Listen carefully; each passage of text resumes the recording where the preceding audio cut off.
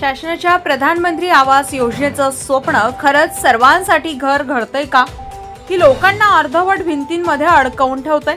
घरकुल बांधताना शेतकरी, मजूर आणि गरीब कुटुंबांचं स्वप्न महागाईच्या आगीत होरपळतंय का?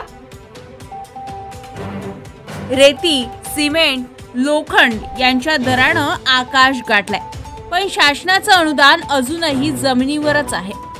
भंडारा जिल्हा, साकोली तालुका, प्रधानमंत्री आवास योजना केंद्र आणि राज्य शासनाची गाजलेली योजना, पण आज हीच योजना लाभार्थ्यांसाठी डोकेदुखी ठरली आहे.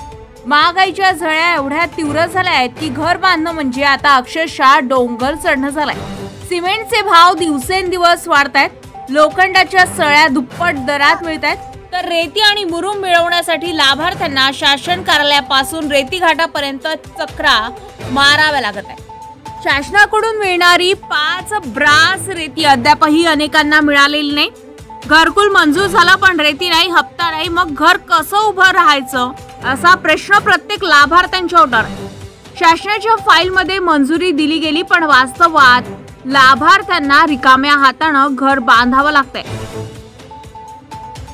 स्वप्न अर्धवट, भिंती अर्धवट आणि आशा खचलेल्या. अनेकांच्या घरकुलांचं काम ठप्प पडलंय. काहींच्या भिंती बांधल्या गेल्या, पण छप्पर बसवायला पैसा नाही. हप्ते वेळेवर न मिळाल्याने मंजूर काम सोडून गेले, साहित्य थांबलं आणि लाभार्थ्यांचा उत्साह मावळला. शासनाचं घोषवाक्य सर्वांसाठी घर, पण जमिनीवर वास्तव्य हेच की भंडारा जिल्ह्यातील साकोली तालुक्यात अनेक घरकुल लाभार्थी आज सुद्धा घराशिवाय संकटात आणि नाराजीत सापडले. महागाईचा चटका इतका प्रखर आहे की प्रधानमंत्री आवास योजनांचं नाव ऐकलं की लोकांच्या चेहऱ्यावर नाराजी उमटते. लाभार्थ्यांचा संताप, शासनानं जागं व्हावं. लाभार्थ्यांची मागणी एकमुखी आहे. रेती पुरवठा तातडीनं करा, हप्ते वेळेवर द्या आणि अनुदानात वाढ करा, अन्यथा ही योजना कागदावरच राहील.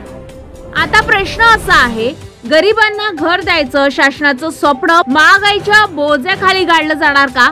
लाभार्थ्यांना न्याय मिळेल का? ही योजना फक्त फलकावर, भाषणांमध्ये आणि जाहिरातीमध्ये जिवंत राहील? तुमचं काय मत आहे? प्रधानमंत्री आवास योजनेचा उद्देश खरंच पूर्ण होतोय का, की फक्त घोषणाच उरल्यात? खाली कमेंट करा आणि तुमचा अनुभव, तुमचा आवाज आम्हाला ऐकू द्या. गजा महाराष्ट्र 24 न्यूज करिता सुधीर शिवणकर, साकोली, भंडारा.